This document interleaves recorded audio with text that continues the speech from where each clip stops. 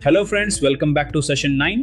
अब तक हमने रिस्क, वैल्यूएशन और मार्केट एफिशिएंसी के बेसिक रूल्स समझे हैं। आज हम एक्चुअल इन्वेस्टिंग स्ट्रेटजीज की दुनिया में पहला कदम रखने वाले हैं। आज हम उन स्ट्रेटजीज की बात करेंगे जो कंपनी की बैलेंस शीट नहीं बल्कि पास्ट प्राइजेस यानी पुराने शेयर प्राइजेस और चार्ट्स पर फोकस करती हैं। पर इससे पहले कि हम चार्ट्स को समझे, हमें ट्रेडिशनल फाइनेंस के एक बेहद इंटरेस्टिंग कॉन्सेप्ट को समझना होगा, जिसे कहते हैं the random walk hypothesis. Traditional finance कहता है कि पिछले शेयर प्राइस को देखने का कोई फायदा नहीं है। उनका मानना है कि किसी भी मोमेंट पर शेयर का प्राइस ऊपर जाने के चांसेस और नीचे आने के चांसेस एग्जैक्टली 50-50 होते हैं। इसको रैंडम वॉक कहते हैं। ऐसा क्यों? क्योंकि वो मानते हैं कि मार्केट में सारी न्यूज़ सबके पास है। लोग बिल्कुल लॉजिक से सोचते हैं और अगली न्यूज़ जो आएगी उसका अच्छा या बुरा होना 50-50 चांस है। अगर अगली न्यूज़ आने का चांस ही 50-50 है तो प्राइस का मूवमेंट भी कॉइन टॉस करने जैसा यानी रैंडम होगा। लेकिन रियलिटी में ऐसा हमेशा नहीं होता। इस हाइपोथेसिस के फेल होने के दो मेन रीजंस हैं। पहला, हम इंसान हैं, कंप्यूटर्स नहीं। लोग हमेशा लॉजिक से नहीं सोचते। कभी हम बहुत ज़्यादा ओवर ऑप्टिमिस्टिक हो जाते हैं और कभी बहुत ज़्यादा डर जाते हैं। दूसरा, प्राइस अपने आप में न्यूज़ है। कई बार लोग इसलिए नहीं खरीदते क्योंकि कंपनी अच्छी है, बल्कि इसलिए खरीदते हैं क्योंकि बाकी लोग खरीद रहे हैं, यानी प्राइस बढ़ रहा है। क्योंकि मार्केट हमेशा रैंडम नहीं होता, तो पास्ट प्राइसेस को यूज करके दो अलग अलग टाइप के इन्वेस्टर्स पैसे कमाने की कोशिश करते हैं। मोमेंटम इन्वेस्टर्स, जो मानते हैं कि जो जीत रहा है वो जीतता रहेगा। अगर पिछले हफ्ते प्राइस ऊपर गया था तो आगे भी ऊपर जाएगा। रिवर्सल इन्वेस्टर्स, जो मानते हैं कि जो ज्यादा ऊपर चला गया वो अब नीचे आएगा। अगर पिछले हफ्ते प्राइस ऊपर गया था तो अब वो गिरेगा। अगर आप इस तरीके से ट्रेड करना चाहते हो तो आपका टाइम होराइजन यानी समय सबसे बड़ा गेम चेंजर है। चलो देखते हैं डेटा क्या कहता है।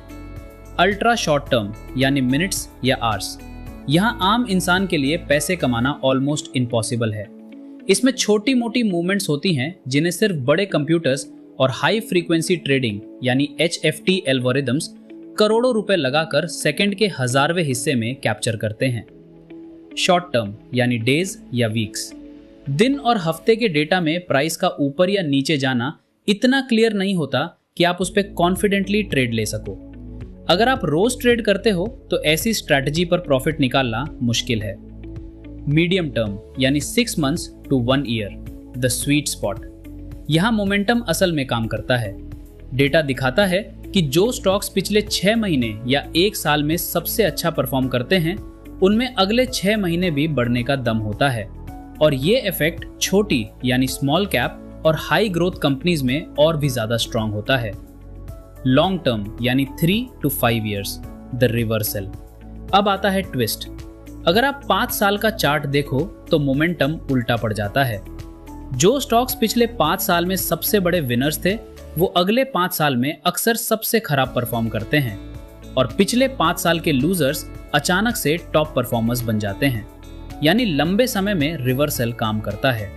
जब किसी एसेट में बहुत लंबा और एक्सट्रीम मोमेंटम आता है तो उसे हम बबल, जैसे .com बबल या AI बबल कहते हैं। हर बबल के 4 फेज होते हैं। Number 1, formation. हर बबल के पीछे एक सच्ची बात यानी कर्नल ऑफ ट्रूथ होती है। जैसे 1990 के दशक में सच्चाई ये थी कि इंटरनेट दुनिया बदलने वाला है। Number 2, sustenance. पड़ोसी को पैसा कमाते देख बाकी लोग भी फोमो यानी फियर ऑफ मिसिंग आउट में आते हैं। इन्वेस्टमेंट बैंकर्स और एक्सपर्ट्स ऐसी नई थ्योरीज बनाते हैं कि ये प्राइस एकदम ठीक है। Number 3, the burst. बबल तब फटता है जब नए लोग यानी नया पैसा आना बंद हो जाते हैं। उसके बाद पैनिक शुरू होता है।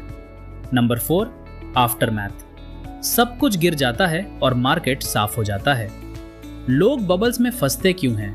एक रीजन है बिग मार्केट डिल्यूजन। जब कोई नई और बड़ी इंडस्ट्री आती है जैसे EVs या AI, तो हजारों नए एंटरप्रेन्योर्स उसमें आते हैं।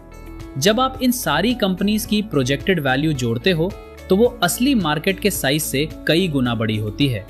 अंत में सब नहीं जीत सकते, इसलिए बबल फटना जरूरी हो जाता है।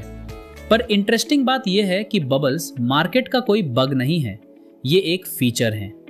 .com बबल फटा जरूर, पर इंटरनेट ने वाकई हमारी जिंदगी बदल दी। तो बॉटम लाइन क्या है? अगर कोई बोले कि पास्ट प्राइस और चार्ट देखकर पैसे नहीं बनते तो वो गलत है।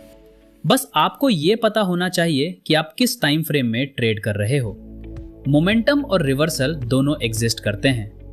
आई होप आज का ये सेशन क्लियर रहा हो। अगले सेशन में हम टेक्निकल एनालिसिस के चार्ट्स पर बात करेंगे। मिलते हैं सेशन 10 में।